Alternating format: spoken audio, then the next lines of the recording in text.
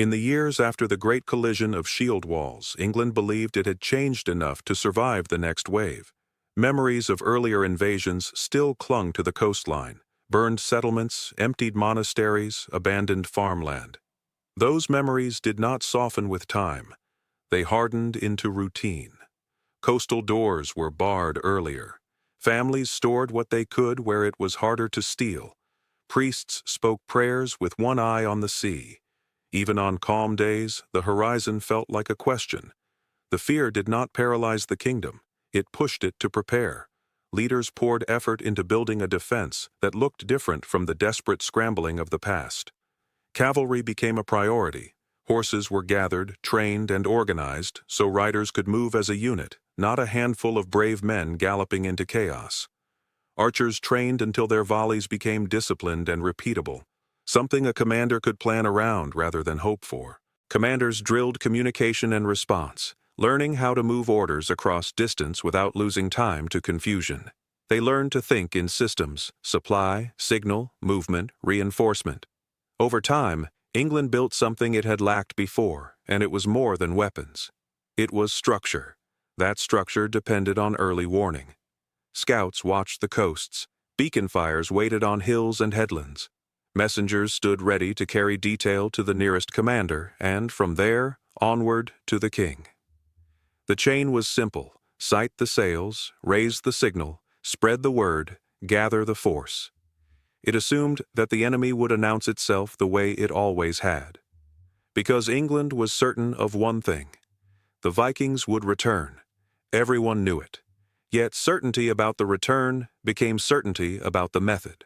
Horns, shouting, a sudden, obvious landing, a concentrated strike that could be met with a concentrated defense. England prepared for that war and believed preparation itself would be the difference between survival and ruin. Across the sea, the Vikings were preparing too, but not in the same direction. Ivar had survived the battle that forced him to rethink what strength meant. He escaped with his life, and survival gave him something sharper than pride: clarity. Direct assault had failed. England was no longer the scattered target it once was. It had learned how to respond. It had learned how to stand as a disciplined wall instead of breaking into frightened fragments. Charging a strengthened shield wall and expecting it to crumble was no longer a plan. It was a gamble. So Ivar did what effective leaders do after defeat. He studied. He studied the English not only as warriors, but as a machine. He learned how their preparations worked. He learned about scouts, warning beacons, messenger routes, and the way English commanders depended on time. If the invasion was visible, the system woke up. Cavalry could ride, archers could assemble, leaders could choose where to meet the enemy. If the invasion was not visible, the system stumbled. Orders came too late. Forces gathered in the wrong place. The kingdom reacted to fires that had already done their work. That became the opening. 1.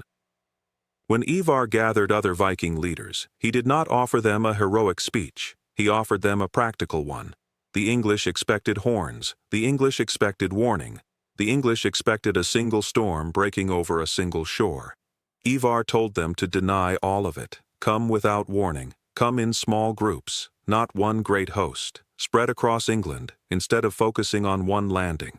Strike everywhere at once so the defenders could not decide where to concentrate. Raid quickly and vanish before a response could form. Some leaders disliked the sound of it. Some called it cowardice, the behavior of thieves rather than conquerors. Others saw what Ivar saw.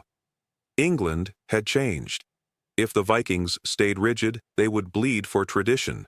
If they adapted, they might regain the advantage. In the end, necessity won, because necessity always speaks louder than pride. Preparation took months. It was not the kind of preparation that produced banners and songs. It produced discipline. Raiders were organized into smaller groups. Warriors trained to move quietly, to land fast, to take supplies without drawing attention, to retreat before they were trapped. Ships were prepared in secret. Supplies were gathered quietly. No messengers were sent. No threats were delivered. The invasion would not announce itself.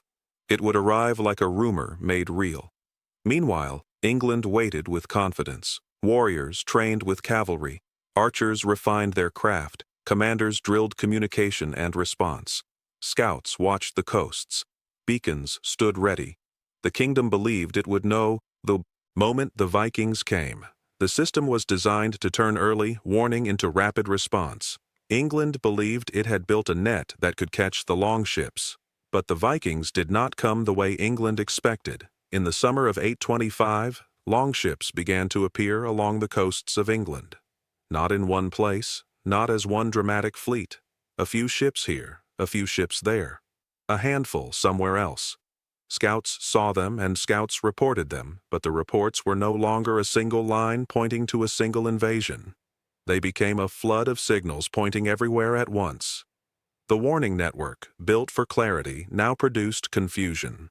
A beacon could tell a region danger existed, but it could not explain whether it was a raid of 5 ships or an army of 50. A messenger could carry detail, but not fast enough to keep up with raids that began and ended before the horse could even arrive. The more the English system tried to do its job, the more it revealed its weakness. It was designed to respond to one threat, not 10 at once. By the time a commander received one report, another had arrived from a different coast. By the time riders carried warning inland, other landings had already happened. By the time forces were gathered, raiders were already moving. The Vikings came ashore silently. No horns, no shouting, no declaration. They landed, took what they wanted, burned what they could not take, killed those who resisted, and left. Towns were raided, villages were stripped, monasteries were attacked as they had been before, but now the attacks felt worse because the warning systems seemed useless.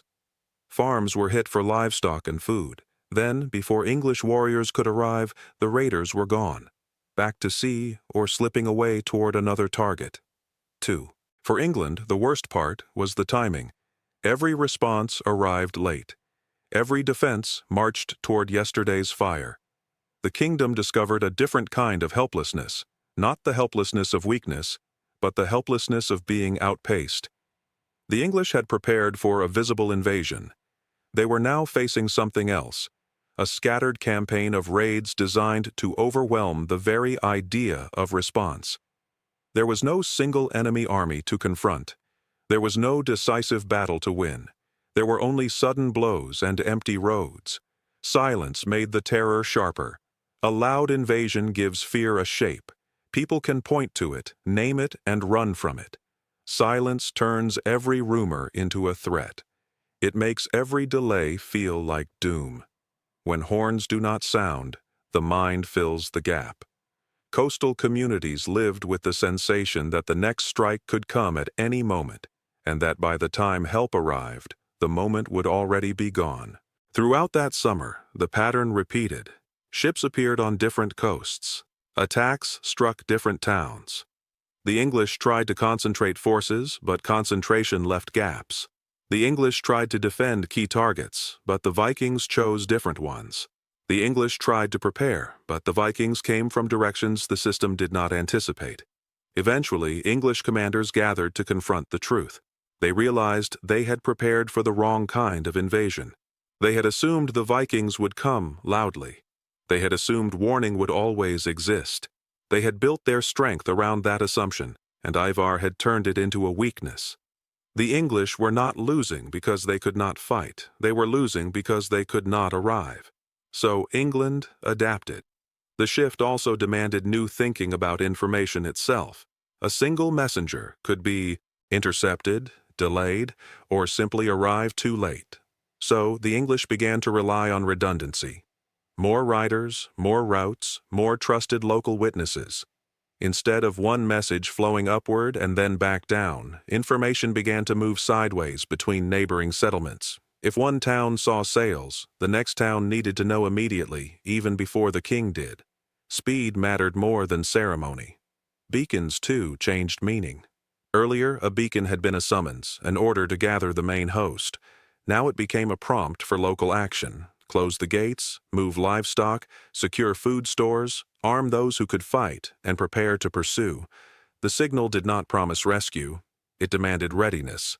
The English were learning to shrink the time between sighting and resistance because the Vikings had proven that time was the most valuable resource on the island.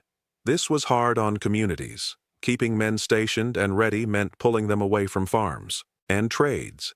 It meant paying, feeding, and equipping warriors even when no raid happened. It meant accepting that defense was not a seasonal effort but a permanent burden.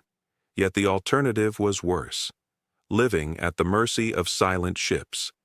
The king made a decision that was expensive and unpopular in the short term but necessary for survival.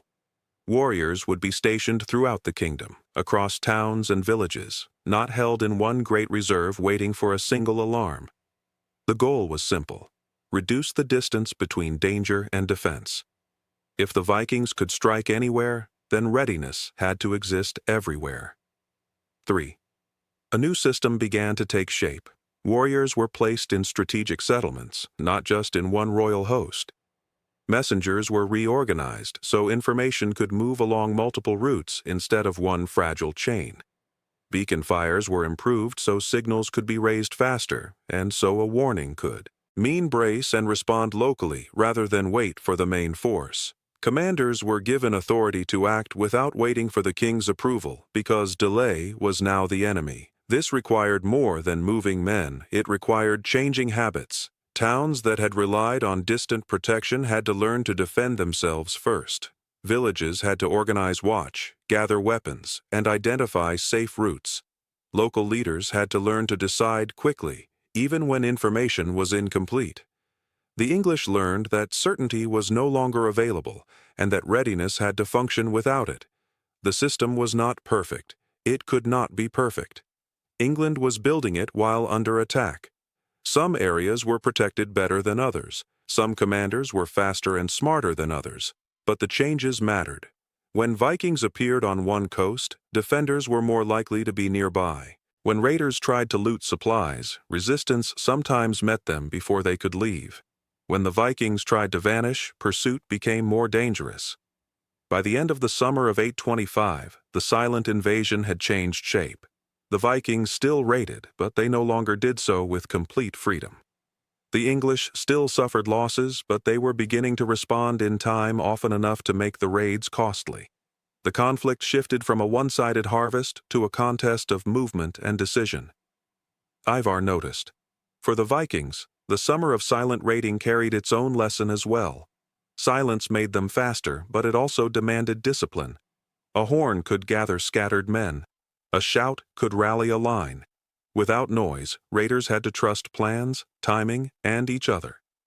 A single mistake, a premature fire, a delayed retreat, a careless fight, could trap a raiding party against defenders arriving from multiple directions. The new strategy rewarded control, and control was not always easy.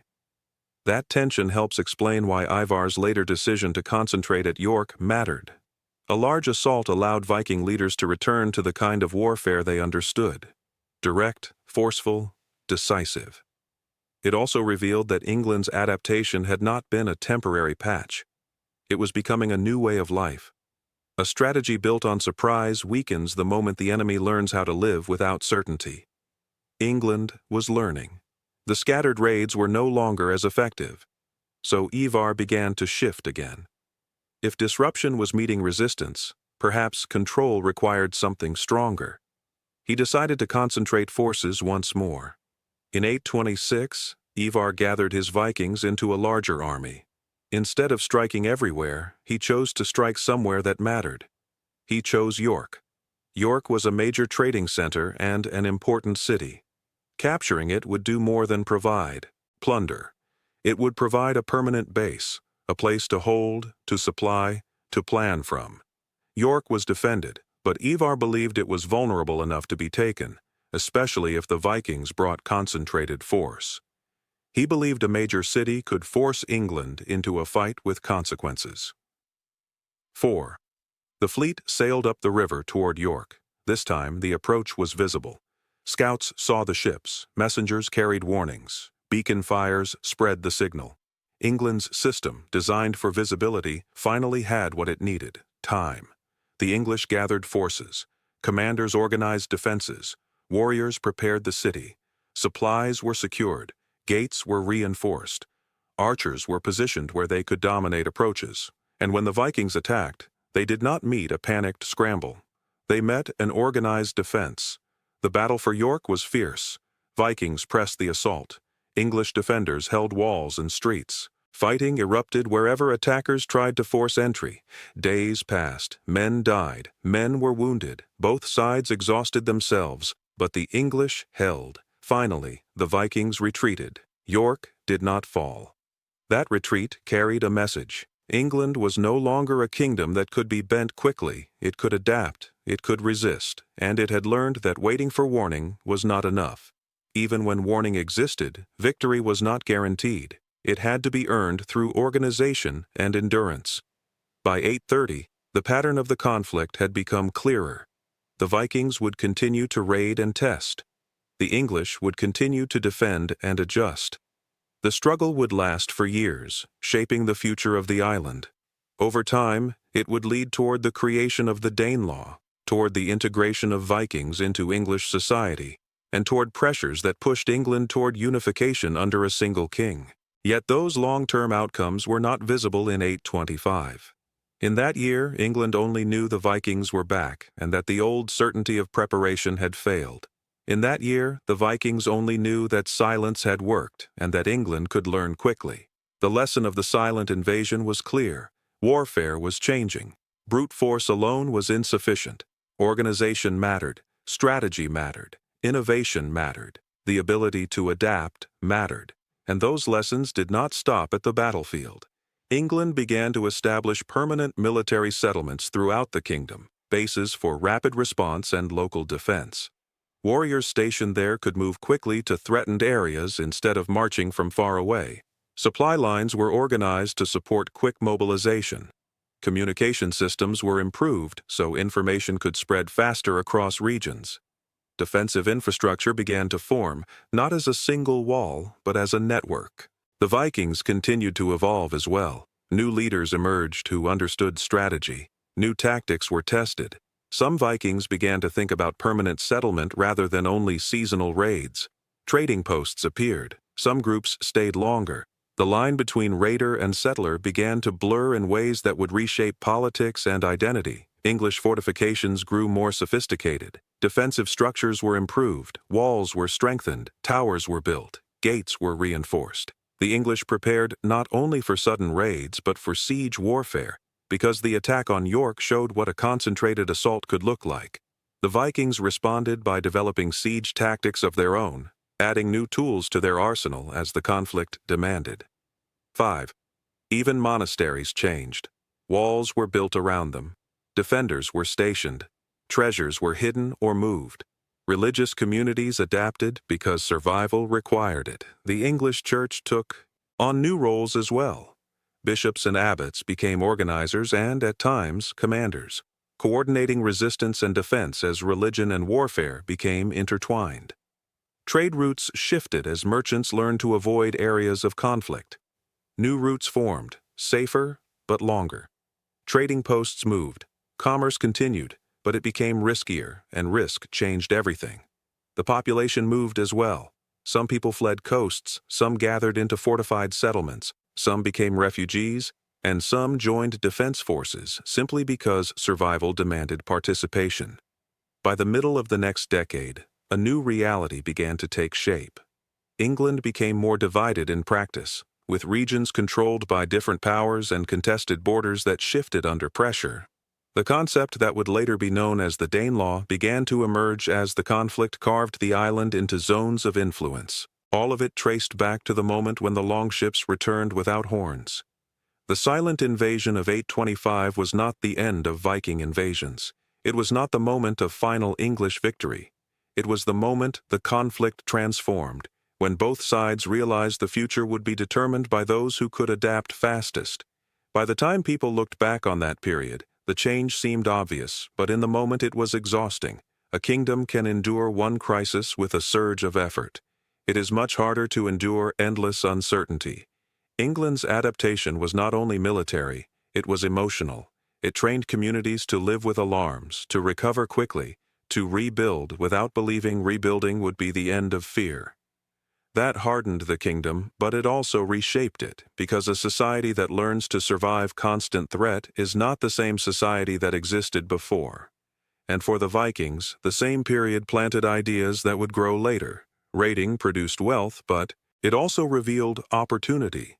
A coast that can be struck is also a coast that can be held. A river that can be sailed for attack can be sailed for trade. Even during conflict, the island offered more than plunder. It offered land, influence, and permanence.